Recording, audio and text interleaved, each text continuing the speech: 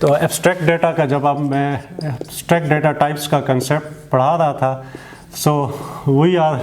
उसमें मैंने आपको एक्सप्लेन किया था कि we will be interested in the properties और the attributes of the data and then what kind of operations we perform on the data. तो ये दोनों जब आप कंबाइन कर लेते हैं तो इस तरीके से आप एब्स्ट्रैक्ट डेटा टाइप आप क्रिएट करते हैं। तो फर्स्ट एब्स्ट्रैक्ट डेटा टाइप जो अभी आज हमने की है वो अरे ADT हमने पढ़ा है। अरे हमारा जो टॉपिक था वो क्या था, अरे ADT था। फर्स्ट एब्स्ट्रैक्ट डेटा टाइप हमने की है, या नॉन प्रिमिटिव डेटा टाइप आपने वो जो है मैंने आपको उसका भी कंसेप्ट समझाया था। तो अब प्रॉपर्टीज़ और एट्रीब्यूट्स की तो हमने काफ़ी बात की है। अब इसके ऊपर वेरियस डिफरेंट ऑपरेशंस हम कौन से परफॉर्म कर सकते हैं उसको भी हमने एक्सप्लेन करना होगा कि अरे के बारे में। जैसा कि इसकी इसकी प्रॉपर्टी क्या थी कि ये तो एक कंसेक्टिव लोकेशंस के कलेक्शन को रिप्रेजेंट करता है। ये इसकी फर्स्ट प्रॉपर्टी थी, कंसेक्टिव लोकेशंस। सेकंड इसमें ये था कि होमोजीनियस डेटा आइटम्स होंगे। थर्ड ये था कि अंडर वन नेम होंगे। और फोर्थ ये प्रॉपर्टी थी कि वेक्टर, इसकी हम जो है एज ए रिप्रेजेंटेशन। इसके अलावा भी आप इस तरीके से प्रॉपर्टीज़ की बात कर सकते हैं। तो प्रॉपर्टीज़ तो हमने अच्छे से समझ ली हैं। अब हम इसके ऊपर डिफरेंट अरे ADT पर कौन से ऑपरेशंस परफॉर्म कर सकते हैं। फॉर एग्जांपल हम इसको ट्रैवर्सिंग मीन आप उसके एलिमेंट्स को कैसे एक्सेस करेंगे, ट्रैवर्सिंग, इंसर्शन, इसके अंदर आप डेटा एलिमेंट्स को इंसर्ट कैसे करेंगे, डिलीशन, अगर अरे में आपने किसी एलिमेंट को डिलीट करना हो तो उसको आप कैसे डिलीट करेंगे।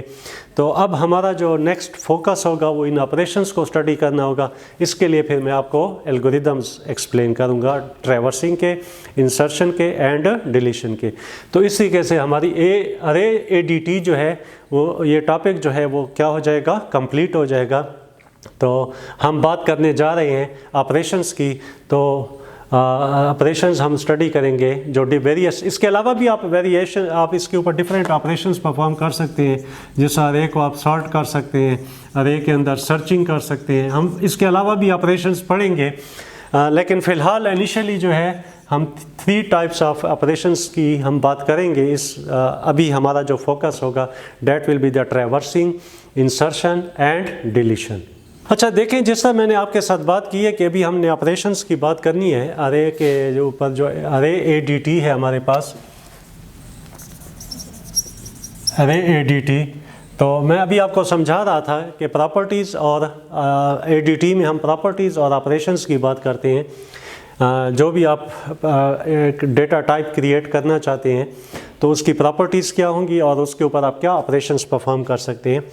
तो पहला ऑपरेशन जो है अरे के ऊपर जो हम परफॉर्म करने जा रहे हैं वो है ट्रैवर्सिंग का। तो ट्रैवर्सिंग मीन कि आप अरे के अंदर जो है एलिमेंट्स को एक्सेस कैसे करेंगे। तो देखिए, मैं आपको समझाने के लिए, एल्गोरिदम समझाने के लिए मैं एक अरे क्रिएट कर लेता हूँ। अरे का नेम है A और इसके अंदर सब्सक्रिप्ट्स हैं 1 2 3 4 5 6 up to so on. Let's suppose total subscripts हमारे पास 10 हैं। तो देखें, मैंने आपको फॉर्मल एल्गोरिदम एक्सप्लेन किया था कि पहले आप कैपिटलाइज करके जो उसके लिए सूडो कोड यूज़ करेंगे, कैपिटल में लिखेंगे एल्गोरिदम, फिर नेम ऑफ एल्गोरिदम, और ब्रेसेस में आप एक्सप्लेन करेंगे little bit the purpose of the algorithm and the variables that you will use in this algorithm. So we are going to use different variables. For example, A represents the array, N represents the size of array, LB represents the lower bound of the array and UB represents the upper bound of array. यहाँ पर मैंने I भी use किया है तो उसको भी आप यहाँ पर मेंशन कर सकते हैं, that is the index. For example अगर यहाँ पर आप मेंशन करते हैं, क्या लिखेंगे, I represents the loop counter. Loop counter होगा फॉर इंडेक्स और सब्सक्रिप्ट्स, क्योंकि अरे के एलिमेंट्स जो हैं वो सब्सक्रिप्ट्स या इंडेक्स के थ्रू हम रिप्रेजेंट करते हैं. तो जो आप इंडेक्स को चेंज करेंगे, आप डिफरेंट एलिमेंट्स को एक्सेस करेंगे, तो उसके लिए आप एक लूप काउंटर यूज़ कर लेते हैं I. तो आप इस तरीके से आपने little bit explanation they the algorithm की. फर्स्ट स्टेप इसमें मैंने ये किया है कि स्टार्ट लेने हमने क्योंकि फर्स्ट लोकेशन से, तो आई को मैंने यहाँ पर लोअर बाउंड जो है अरे का वो हमारे पास क्या होगा 1 होगा, और इसको मैंने आई कह दिया है। या अपर बाउंड जो है ना यहाँ पर हमारे पास इसकी वैल्यू जो है वो 10 होगी। तो अरे की जो साइज़ है n वो मैंने 10 सेट कर ली और सबस्क्रिप्ट को जो है 1 से मार्क कर दिया। आई की फर्स्ट वैल्यू जो है उसको इनिशियलाइज़ कर लिया मैंने 1 से, और फिर ये 4 5 ये 2 स्टेप रिपीट कर रहा हूँ, लूप को रिप्रेजेंट कर रहा है। यहाँ पर मैंने लूप एग्जीक्यूट की है, 4 5 को रिपीट करूँगा और उस वक्त तक रिपीट करता रहूँगा जब तक सबस्क्रिप्ट की वैल्यू जो है वो मेरे पास क्या है less or equal to size of array है। यानी जब तक मैं साइज़ ऑफ अरे यानी एंड एलिमेंट तक नहीं पहुँच जाता n तक, क्योंकि इसको मैंने अब n कह लिया है, साइज़ ऑफ अरे n जो है वो साइज़ ऑफ अरे को रिप्रेजेंट करता है, तो इसका मतलब है टोटल साइज़ हमारे पास अरे की 10 है। तो जब तक आप साइज़ ऑफ अरे यानी 10 तक नहीं पहुंचते, ये प्रोसेस जो है हमारे पास क्या रहेगा, बार बार लूप जो है वो कंटिन्यू रहेगी, रिपीट करेगा। प्रिंट आई की फ़र्स्ट वैल्यू आप देख रहे हैं 1 है, तो फर्स्ट ऑफ ऑल इस लोकेशन से डेटा लेके स्क्रीन पर प्रिंट करेगा। देन आप देख रहे हैं कि मैं यहाँ पर ये स्टैंडर्ड काउंटर यूज़ किया आई, तो आई की सबस्क्रिप्ट में जो है ना मैंने 1 ऐड कर दिया, तो लास्ट टाइम 1 था, तो 1 + 1 से क्या हो जाएगा, आई की नेक्स्ट वैल्यू 2 हो जाएगी। तो फिर ये वापस देखें क्योंकि 2 जो है वो लेस आर इक्वल टू 10 है, तो लिहाजा ये स्टेप्स रिपीट होंगे, तो ए 2 को प्रिंट करेगा and then I is equal to I + 1, तो आई की नेक्स्ट वैल्यू 3 हो जाएगी हमारे पास। ये जाके दोबारा कंडीशन चेक होगी, यहाँ पर 3 is less or equal to 10, yes condition is true, तो अगेन ये स्टेप्स रिपीट होंगे, ए 3 को रिप्रेजेंट करेगा। Then I is equal to I + 1, तो आई की नेक्स्ट वैल्यू 4 हो जाएगी। आप देख रहे हैं कि अरे के एलिमेंट्स को एक्सेस कर रहा हूँ, प्रिंट करने का मतलब ये है कि उसको एक्सेस करके स्क्रीन पर शो कर रहा हूँ। आई की नेक्स्ट वैल्यू 4 हो जाएगी, तो 4 is less or equal to 10, तो यहाँ पर जो है फिर रिपीट होंगे स्टेप 4 5, तो ए 4 को रिप्रेजेंट करेगा और फिर इसी के से 1 by 1 ऐड करते करते लेट्स सपोज अब जो है आई हमारे पास 10 तक आ गया है। ठीक है जी, तो 10 is less or equal to 10, yes condition is true. तो ए आई ये 10th मेमोरी लोकेशन जिसका सबस्क्रिप्ट 10 है, इसको आप रिप्रेजेंट कर लेंगे, एक्सेस कर लेंगे, and then I is equal to I + 1, तो आई की नेक्स्ट वैल्यू जो है हमारे पास 11 हो जाएगी। तो 11 is less or equal to 10, no condition is false, तो जब कंडीशन फॉल्स हो जाएगी तो ये 2 स्टेप 4 और 5 अब रिपीट नहीं होंगे, लूप से बाहर आ जाएगा, end repeat end then algorithm. मैंने आपको बताया था कि सूडो वर्ड हम यूज़ करेंगे एग्जिट, क्योंकि हमारा काम हो चुका है, हम अरे के एलिमेंट्स को ट्रैवर्स कर चुके हैं, तमाम एलिमेंट्स हम शो कर चुके हैं, तो इसके बाद हमारा जो एल्गोरिदम है वो क्या हो जाएगा, एंड हो जाएगा, या उसको हम क्या कर लेंगे, exit. This represents the end of algorithm. तो ये एक फॉर्मल एल्गोरिदम है जो कि मैंने आपको ट्रैवर्सिंग का ऑपरेशन एक्सप्लेन करने के लिए समझाया। Now we are going to discuss the second operation, that is the insertion operation in the array. तो ये हमारे पास एल्गोरिदम है, उसी तरीके से आप पहले इसको पहले एल्गोरिदम नेम कोई मीनिंगफुल नेम देंगे, फॉर्मल मेथड समझा रहा हूँ, फॉर्मल रिप्रेजेंटेशन है उसकी, आप एल्गोरिदम को एक्सप्लेन कर लेंगे। This algorithm will insert an element in अरे ए ऑफ साइज n, साइज़ उसकी n होगी, और किस लोकेशन पर हम इंसर्ट करेंगे, kth लोकेशन पर। देखिए यहाँ पर मैं एक अरे ले लेता हूँ आपको समझाने के लिए, ए जिसके अंदर एलिमेंट्स हैं 1 2 3 4 5 6 7 8 9 एंड देन 10। ये अरे के अंदर हमारे पास लोकेशंस हैं, एंड सपोज आपके पास डेटा है 10 -5 3 13 12 6 then 70 and then let's suppose अब डेटा ले लें -8 -18 60 and then let's suppose 5। आपको एक्सप्लेन करने के लिए ये मैंने मुख्तलिफ डेटा आइटम्स लिए हैं। अब लेट्स सपोज मैं ये मेरे पास kth लोकेशन है, 6th लोकेशन पर मैं कोई डेटा इंसर्ट करना चाहता हूँ। तो यहाँ पर जो n है वो उस लोकेशन को रिप्रेजेंट करेगा जिसमें आपका लास्ट डेटा आइटम पड़ा हुआ है। तो i की जो वैल्यू है वो हमारे पास क्या हो जाएगी, 9 हो जाएगी। ठीक है जी, लास्ट सबस्क्रिप्ट जिसमें आपका डेटा आइटम है वो सबस्क्रिप्ट नंबर है 9। तो यहाँ पर i जो है वो रिप्रेजेंट कर लेगा 9 को। उसके बाद मैंने लूप एग्जीक्यूट की है। देखिए आपने kth लोकेशन पर डेटा इंसर्ट करने, आपने पढ़ा है कि अरे में जो है वो अरे बेसिकली कंसेक्टिव मेमोरी लोकेशंस होती हैं जिसके अंदर आपका डेटा जो है वो स्टोर पड़ा होता है। अब kth लोकेशन पर आपने इंसर्ट करने है, 6th लोकेशन पर आपने डेटा इंसर्ट करने हैं, वहाँ पर तो ऑलरेडी एक डेटा आइटम पड़ा हुआ है। तो अगर आप न्यू डेटा इंसर्ट करेंगे तो वो तो इसके ऊपर आके ओवरराइट कर लेगा, टेम्परेरी मेमोरी लोकेशन है। लिहाजा आपकी रिस्पॉन्सिबिलिटी बनती है कि आप तमाम डेटा आइटम्स को 1 बाय 1 डाउनवर्ड मूव करें और यहाँ पर ताकि आपको एक लोकेशन क्या मिल जाए, फ्री मिल जाए, तब आप जाके डेटा को क्या करेंगे, इंसर्ट करेंगे। तो मैं पहले जो है डाउनवर्ड मूवमेंट का काम स्टार्ट करता हूँ। तो जो आपने पढ़ा है कि जब कोई ऑपरेशन मल्टीपल टाइम्स करना हो तो मूवमेंट शायद आपको एक से ज़्यादा दफ़ा करनी हो, तो उसके लिए आप लूप एग्जीक्यूट करते हैं। और लूप के लिए मैंने कंडीशन यूज़ की है कि जब तक मैं kth लोकेशन तक नहीं पहुँच जाता, जब kth लोकेशन पर पहुँच जाऊँ तो फिर ये मूवमेंट का काम जो है ये क्या हो जाए, स्टॉप हो जाए। तो उस वक्त तक हम मूव करते रहेंगे जब तक हम kth लोकेशन तक नहीं पहुंच जाते। तो 1 बाय 1 डाउनवर्ड मूव करता हूं डेटा को। तो उसके लिए फिर मैंने देखी क्या लॉजिक यूज़ की है या क्या प्रोसेस यूज़ की है।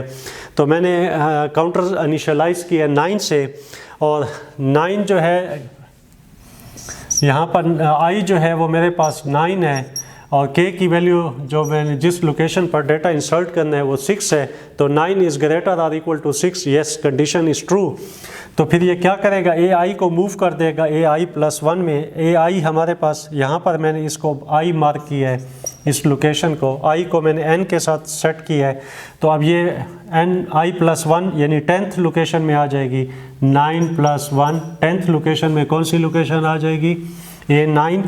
तो 9th लोकेशन का जो डेटा है वो 10th लोकेशन में आ जाएगा हमारे पास 5। तो ये डाउनवर्ड मूव हो गया। तो अब क्या होगा, i is equal to i-1। इस i को एक स्टेप ऊपर ले जाऊंगा।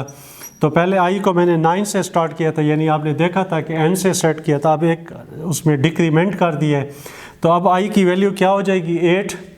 Now 8 is greater or equal to 6, yes condition is true, then it will move A8 into 8+1, यानी A8 8th लोकेशन को 9th लोकेशन में मूव कर लेगा। तो ये डेटा ओवरराइट हो जाएगा, ये मेरे पास 60 हो जाएगा, एक डाउनवर्ड मूव हो गया 60। Then i is equal to i-1। तो i को मैंने एक स्टेप और डिक्रीमेंट करके एक स्टेप इसको और ऊपर ले गया हूँ। तो i मेरे पास अब एडजस्ट हो जाएगा 7 पर। तो 7 is greater or equal to 6, yes condition is true. Then ये 7 को मूव करेगा 7+1 8th लोकेशन में।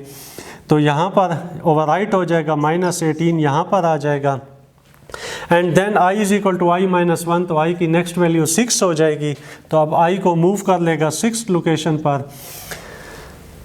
6 is greater or equal to 6, yes again condition is true, greater or equal है। तो फिर क्या करेगा, A6 को मूव करेगा किस में, 6+1 7th लोकेशन में। तो जो भी 6th लोकेशन का डेटा है वो 7th में आ जाएगा। तो ये डेटा ओवरराइट हो जाएगा यहाँ पर आके। आपने देखा है कि डेटा को 1 बाय 1 हमने डाउनवर्ड मूव कर लिया है। देन अगेन i की वैल्यू क्या हो जाएगी, 1 डिक्रीमेंट होने से 5 हो जाएगी।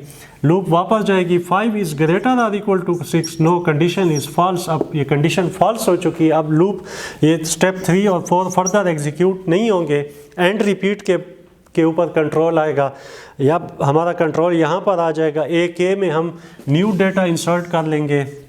kth वो लोकेशन थी जिसमें आप न्यू डेटा इंसर्ट करना चाहते थे, ठीक है जी। तो अब हमारे पास न्यू डेटा लेट्स सपोज आ गया है 20। तो kth लोकेशन पर हमने न्यू डेटा हमारे पास है 20। तो kth लोकेशन हमारे पास क्या थी, 6। तो A6 में न्यू डेटा आ जाएगा 20। हमने 1 डाउनवर्ड मूव करने के बाद ये लोकेशन जो है उसमें हमने 20 मूव कर लिया।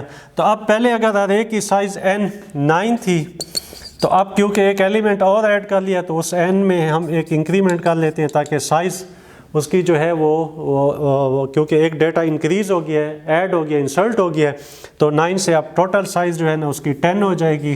तो n को हमने 10 पर लाना है, तो इसलिए n+1 मैंने कर दी है यहाँ पर इस स्टेप में। तो पहले साइज़ 9 थी और अब जो है उसकी जो साइज़ है वो क्या हो गई है, 10 हो गई है। तो अरे जो है वो टोटल 10 एलिमेंट्स हो जाएंगे। इस तरीके से आपने अरे के अंदर डेटा को क्या कर लिया है, इंसर्ट कर लिया। तो इंसर्ट करने के लिए पहले आपने उसके लिए रूम क्रिएट किया है, और रूम ऐसे क्रिएट किया कि 1 बाय 1 एक एक लोकेशन को पहले डाउनवर्ड मूव किया है, ताकि आपको एक स्पेस या एक रूम मिल जाए, ताकि आप एक इसमें क्या कर सकें, न्यू डेटा को इंसर्ट कर सकें। और के वो लोकेशन थी जिसके ऊपर हमने न्यू डेटा को इंसर्ट करना था। तो इसके बाद हमारा जो नेक्स्ट एल्गोरिदम है वो होगा डिलीशन का एल्गोरिदम। तो डिलीशन के एल्गोरिदम में आप देखें, हमने किसी भी एलिमेंट को डिलीट करना है अरे में, और डिलीशन जो हमने परफॉर्म करनी होगी kth लोकेशन पर परफॉर्म करनी होगी। उसी तरीके से आप इसको थोड़ा सा एक्सप्लेन कर लेंगे ब्रेसेस के अंदर। मैं स्टेप्स आपको एक्सप्लेन कर लेता हूँ। लेट्स सपोज मेरे पास एक अरे है ए, और जिसके अंदर सब्सक्रिप्ट्स हैं 1 2 3 4 5 6 अप टू सो ऑन। यहाँ पर डेटा पड़ा हुआ है let's suppose 10 -5 8 7 2 and 3 and then 18। और लेट्स सपोज मैंने फोर्थ लोकेशन में जो डेटा है इसको हमने डिलीट करना है, फोर्थ लोकेशन के डेटा को डिलीट करना है, इस लोकेशन को। तो के वो लोकेशन होगी जिसको आपने डिलीट करना है। सो आप आई को पहले मार्क कर लेंगे के साथ। तो के की वैल्यू हमारे पास क्या है, फोर्थ लोकेशन के डेटा को आपने डिलीट करना है, तो आई की वैल्यू 4 हो जाएगी। And then you will delete A I mean A4। तो फोर्थ लोकेशन का डेटा डिलीट जब हो जाएगा तो ये अब लोकेशन फ्री हो जाएगी हमारे पास। आपने पढ़ा है कि अरे क्या है, it is the collection of consecutive memory locations. तो अब यहाँ पर क्योंकि गैप आ गया है तो कंसेक्टिव आपने डेटा को स्टोर करना है। तो अब आपकी रिस्पॉन्सिबिलिटी बनती है, जिस आप इंसर्शन में डाउनवर्ड मूव कर रहे थे, आप 1 बाय 1 आपने एक एक लोकेशन के डेटा को अपवर्ड मूव करना है, अपवर्ड मूव करना है। इस 2 को इस लोकेशन में लाना होगा, एक एक स्टेप ऊपर मूव कर लेंगे, ठीक है जी। अपवर्ड मूव करना है ताकि वो तमाम लोकेशंस के अंदर जो डेटा है वो कंसेक्टिव हो जाए। तो अपवर्ड मूवमेंट के लिए मैंने ये आपको स्टेप्स एक्सप्लेन किए हैं। इसमें 4 और 5 स्टेप को मैं अगेन एंड अगेन रिपीट करूँगा, शायद अपवर्ड मूवमेंट का काम एक से ज़्यादा दफ़ा करना है। तो स्टार्ट कहाँ से लिया, मैंने आई से लिया है, और उस वक्त तक ये कंटिन्यू रखूँगा जब तक आई की वैल्यू n तक नहीं पहुँच जाती। तो इस एग्जांपल में मेरे पास n की वैल्यू 7 है, और आई की वैल्यू जो है वो मैंने k के साथ एडजस्ट की थी, आई की वैल्यू 4 है हमारे पास। So first of all we will move ai+1 into I mean 4 + 1 will be equal to 5। तो fifth location will be moved into fourth location. The data of 5th location will be moved into 4th location, then this will become 2, and then I is equal to i+1. First of all we set the variable I with 4, so it will become 4 + 1 5. So we will repeating these steps 4 and 5. Now the value of I is 5 is less or equal to 7. The condition is true, so we will move upward this location. The value of I is 5 + 1 it will become 6. You will be moving the element of 6th location into 5th location. The value of I is 5, so the 6th location will be moved into 5th location. You have data 3 in 6th location. Then when you will move into 5th location, this will be overwritten. So 3 will be moved upward, and then I will be equal to i+1. The last value of I was 5, so 5 + 1 it will become 6. Now 6 is less or equal to 7. Again the condition is true, so you will be moving 6 + 1 7th location into 6th location.